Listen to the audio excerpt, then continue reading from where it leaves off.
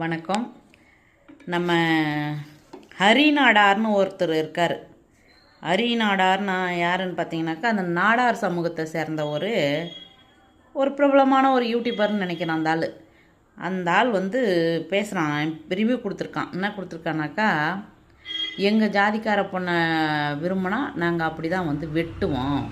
ஏன் கவின் ஜாதியில் வந்து பொண்ணே கிடையாதா, அவன் ஜாதிக்கார பொண்ணை விரும்ப வேண்டிதானே அப்படின்னு சொல்லி ரிவ்யூ கொடுத்துருக்கான்.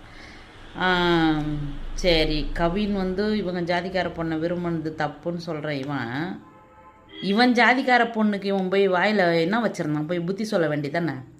ஏம்மா, நம்ம ஜாதிக்கார பையனை தான் லவ் பண்ணணும், நம்ம ஜாதிக்கார பையனை தான் கல்யாணம் பண்ணிக்கணும், அவன் வந்து வேற்று ஜாதி, அந்த ஜாதிக்கார பையன்கிட்ட பேசக்கூடாது, பழகக்கூடாது, நம்ம வந்து அவனுக்கு வந்து பொண்ணு கொடுக்க மாட்டேன், நம்ம ஜாதியில் அந்த மாதிரிலாம் ஒத்துக்க மாட்டாங்கன்னு அந்த பொண்ணுக்கு சொல்ல வேண்டியதானே. இந்த ஐயைக்கு நாய் இவன் வந்து சொல்கிறான், ஒரு கொலையை பண்ணிவிட்டு மாதம் 1,50,000 ரூபா சம்பளம் வாங்கக்கூடிய ஒரு மென்பொறியாளர் அந்த கவின், அவனை வந்து கொலை பண்ணிட்டானுங்க. கொலை பண்ணிவிட்டு அவனும் போய் தைரியமாக போலீஸ் ஸ்டேஷனில் போயிட்டு வந்து வாக்குமூலம் கொடுக்குறான். யார்? அந்த சுத்தித்தா அவன் பேர். அவர் போய் தைரியமாக வாக்குமூலம் கொடுக்குறாரு. நான் கவினை வெட்டிட்டேன், அவன் வெட்டிட்டு அவன் உயிர் போயிடுச்சா இல்லையான்னு நான் செக் பண்ணிட்டு தான் வந்தேன், சாகர வர அங்கேயே இருந்து பார்த்துட்டு தான் வந்தேன்னு இந்த ஹரிநாடாருன்ற கம்யூனிட்டியும் சொல்கிறான். என்ன சொல்கிறான்னா, எங்கள் ஜாதிக்கார பொண்ணை விரும்பினா நாங்கள் அப்படி தான் வெட்டுவோன்றான்.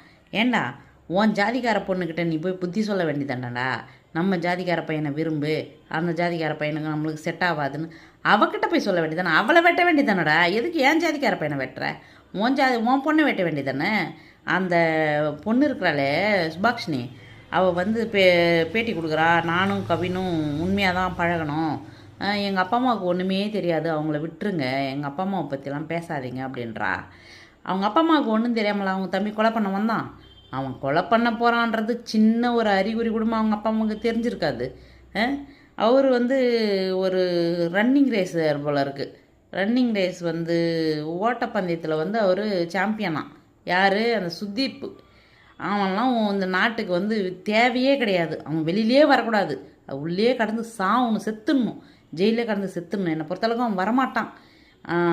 கண்டிப்பாக வந்து நல்ல மனுஷங்களாக இருந்தாக்கா போலீஸ்காரங்க அவனை வெளியிலே விடக்கூடாது, உள்ளேயே சமாதி கட்டிடணும் அவனுக்கு. இந்த ஹரிநாடாருன்ற பொறுக்கியை இனிமேல் பொதுமக்கள் எங்கே பார்த்தாலும் செருப்பை கழட்டி அடிங்க. அவன் எவ்வளோ தைரியமாக, ஒரு கொலையும் நடந்து போச்சு, அப்போ கூட தைரியமாக வந்து சொல்கிறான். ஏன் அவன் ஜாதியில் பொண்ணே கிடையாதா, கவின் ஜாதியில் பொண்ணே கிடையாதான்னு கேட்குறான். எந்த ஜாதியில் யார் பொண்ணு இருந்தாலும் யாருக்கு யாரை பிடிக்குதோ அவங்கள தான் மனசார ஏற்றுக்க முடியும். இவன் யார் அவனுக்கு வந்து